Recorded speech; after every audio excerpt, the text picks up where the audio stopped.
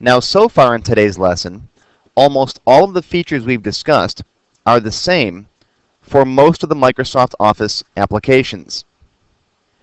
You'll find features like the ribbon, the title bar, the scroll bars in several different applications, including Word and PowerPoint. There are some features that are unique to Excel. For example, the formula bar. The formula bar is used for displaying the data or the formula that's in a specific cell. For example, right here in this cell, I can see the number 56. If I click down here on this cell, A5, the formula bar displays a formula. There's something in A5 aside from just a number. And that's what the formula bar is good for. It's for showing you what's actually in that cell. You can use the formula bar to edit your formulas by simply clicking right here. And you'll see some other buttons pop up, this little F of X button, the check mark, the X. We'll talk about these in future lessons.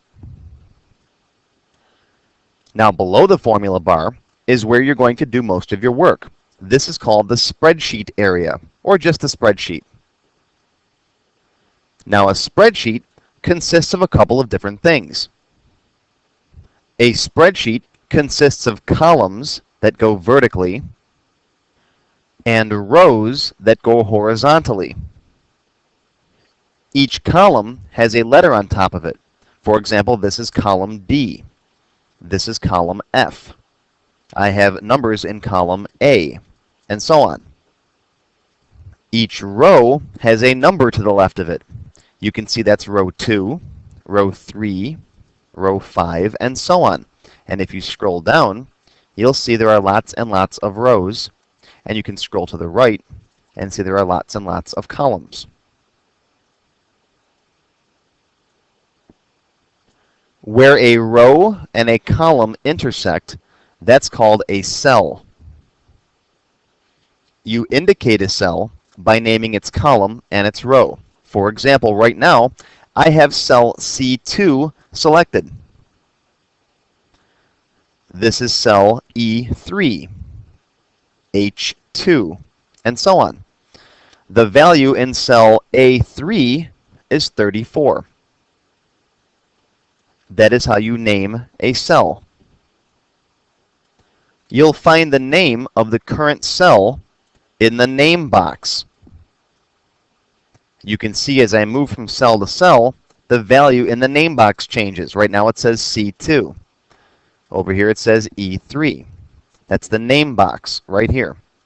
And later on, I'll show you how you can actually name your own cells.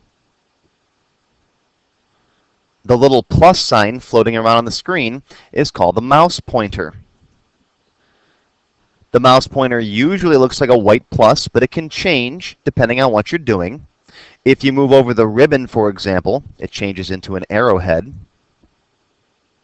If you move between two column heads right here, you can see the mouse changes into a little black double pointing arrow. That's so you can resize a column. If you hover over the top of a column header, you can see it changes into a black downward pointing arrow. That's so you can select the entire column, or you can select an entire row. And we'll see how this works in more detail a little bit later on. If you click in the formula bar, you'll see you have a blinking cursor. That's so you can edit your formula or the data in a cell. And again, don't worry about all these specifics right now. We'll talk about all this stuff in future lessons. I just want you to be aware that the mouse pointer will change based on where you happen to be pointing in Excel. Underneath the spreadsheet, you'll find 3 sheet tabs. They're labeled Sheet 1, Sheet 2, and Sheet 3. In Excel, the file that you're working with can be comprised of one or more sheets or spreadsheets. You can switch between these sheets by simply clicking on the Sheet tab. There's Sheet 2 and Sheet 3. And this is handy because you can have some information on Sheet 1, let's say January's information, and then switch over to Sheet 2 and put February's information on Sheet 2. So there's Sheet 1 and Sheet 2. You can add more sheets if you want. You can delete sheets. You can rename them and change the sheet tabs. And we'll see how all this works in a future lesson. And of course, you can get creative with your sheets. For example, in this workbook, I've created 3 different sheets, one for 2010, 2009, and 2008.